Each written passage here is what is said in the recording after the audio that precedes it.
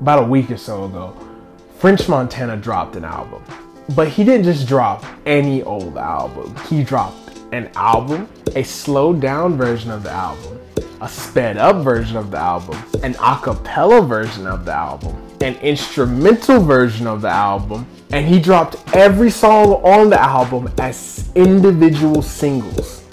Who was this for? Why would you do this? Who is just obsessed with French Montana to the point where they would listen to the instrumentals to a cappella versions of his songs? And it's called Mac and Cheese 5. There's 5 Mac and Cheese albums. There was 4 Mac and Cheese albums before this one. Like, the first one was so good that we had to make 4 more. And I started thinking this crazy thought, this insane, just unbelievable thought. What if French Montana is good? What if we're so stuck on a bit? We're so trapped and caught up in the internet meme culture that we're missing a generational talent. I had to have this question answered. So I listened to the album. It was bad. It was bad. It was a bad album. But not as bad as I thought it would be. Not as bad as I thought it would be. So before doing this video, before preparing for this video, I knew next to nothing about French Montana. I knew he had something to do with New York. Anyone who has any basic knowledge of rap music knows about Pop That. Unforgettable was a big song. But besides that, I had basically no knowledge of French Montana. So I printed out his Wikipedia. And what I found is a fascinating life. Number one, I didn't know he was from Morocco.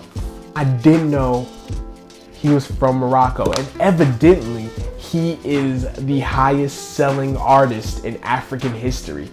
A weird little fact, a weird little fun fact. French Montana is the highest selling artist in African history.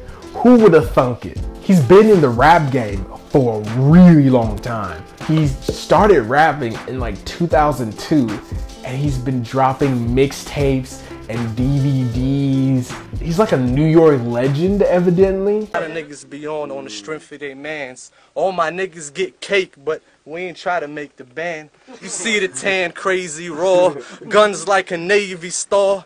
Why niggas try to act crazy for? They ain't ready for war until you see them all slumped in the river, smelling like Arabian stars. And I'm a man, bro. We on the block with keys like a landlord, rock size of handballs, and we can fall. These dudes is dummies. Man, I put the eagle in your face like them new 20s. Nines, Glocks, gauges, and 4.4s that I had niggas looking like a golf course full of holes the size of butter rolls. Look, we get cake, man. These niggas shook. Look, man, I never trick, but I love to brag. I'm like, Ma, we can't go to Kingston, but we can hit Jamaica Ave. Yo, man.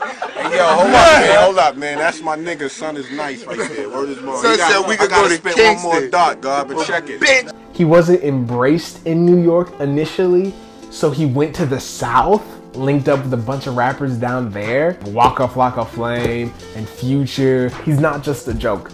If only he could make music good enough to match his experience. Dirty Bronx intro.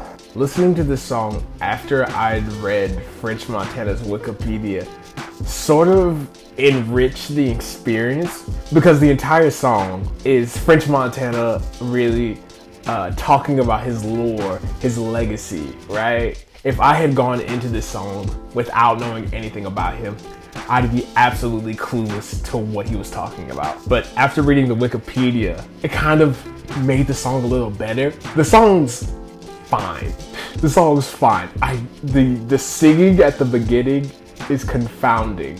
But when the beat kicks in and he starts rapping, it's not terrible. Talk to me. I wish that French Montana's abilities as a rapper matched how interesting his lore is. This song opens with a news clip announcing that there was a mass shooting at one of his parties. That's a really exciting way to open a song, and it goes into like the theme that like started with the first track of like French Montana telling his story. And then he starts rapping. He's very boring. It's just inert and lifeless. Like his life story is genuinely fascinating. Again, but he's really boring.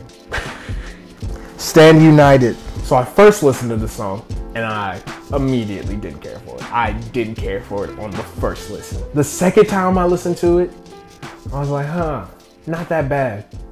It's not completely terrible. I like the loop, I like the drums. Probably his best rapping on this album.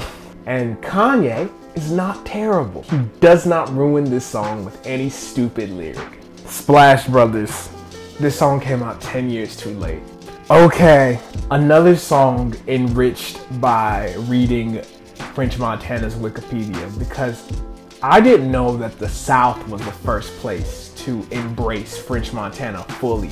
And that's why he constantly has like Future, Waka Flocka Flame on his album. And now it's Lil Baby. Now, does that make this song good? No. Casino Life 3. It seems like the big theme of this album is French Montana addressing the disrespect from trolls like me. And I admire that. I admire that a lot of the songs on this album have like a clear goal and message. And this song isn't that bad. It's not that bad. It really isn't. His rapping is energetic. It's interesting. I like the beat a lot. The beat is really great. Yeah, it's not bad. Where they at? Where they at? Ooh! You know what? I don't hate it. I do not hate it. I like the song a pretty decent amount. I don't love it, but I like it. Everyone holds their own. Even Kanye. And Westside Gunn, a lot of ad-libs, but there's bars. There's some good bars on here. And the beat is great. I love the beat. Skit. What a wild thing rappers do sometimes. Let's just take a break from the music for 2 minutes to do a little scene, to do a little jokey joke, a little skit. That's hilarious. Why don't we do that anymore? Too Fun. This is like actually a TikTok song. Like he's actively trying to make a TikTok edit song. You know those videos of like K-pop idols where they're doing this? Someone make me into a TikTok edit. I'm gonna do it like this.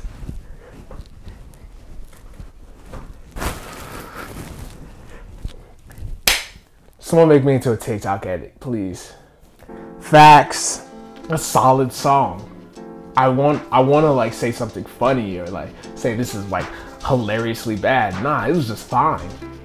It's a good song. It's all right. It's solid. Praise God. Nah, I don't like this one. I don't like this one at all. Money Ain't a Thing.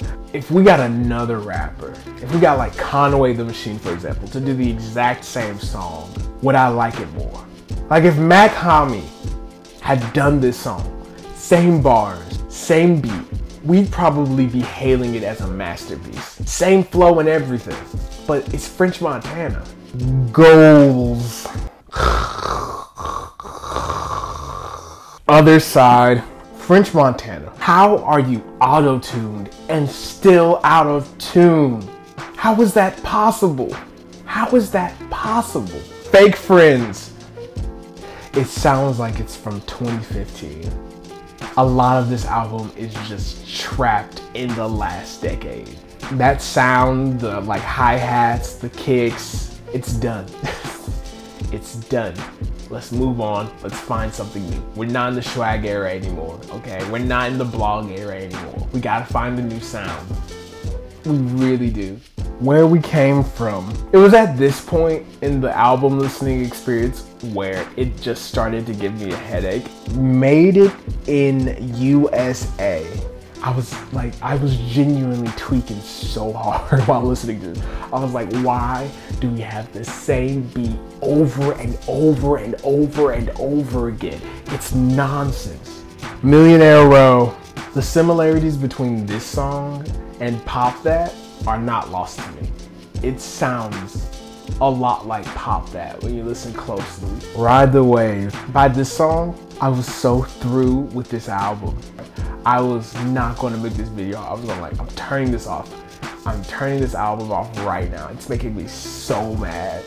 Back in Style interlude. Why is this an interlude? What about this song makes it an interlude? It has verse, hook, verse. Why is this called an interlude? Like, what about it makes it an interlude? Why are we calling it an interlude? It is a full song. Do we know what the word interlude means anymore? Do words mean anything? Why was this called interlude? On top of all of that, it's a bad song. Documentary. Yeah, this ain't it. This ain't it. Conclusion. You know what? It wasn't as bad as I thought it would be. I was expecting to come on here and just clown this album nonstop for 21 tracks, right? But you know what? There are some genuinely solid tracks on this album. It's not all completely terrible. French Montana is not just a meme. He is a kind of, sort of capable rapper. He's competent. He's like fine, you know? He's a competent rapper who knows how to make a song. I thought he was just a meme. I thought he was just a joke. But evidently, he's fine. And I totally understand why someone would be a fan of him, especially if they'd been around for when he was on the come up, when he was making like mixtapes in New York and Atlanta. He's not like a joke. He's not just a joke. He's fine. He's just like any other mid rapper. And maybe this video would be better. Maybe this video would get more views if I was just like stomping on French Montana's neck the entire time. I would be fronting if I did that. I would be lying to you. I'm not gonna lie to you. I'm not gonna lie to you on this channel. That's probably a lie. I'm gonna keep it real with you about most things. And let's keep it real about French Montana. Not that bad. Bad? Don't get me wrong. This album's not good, but it's not as bad as I thought it would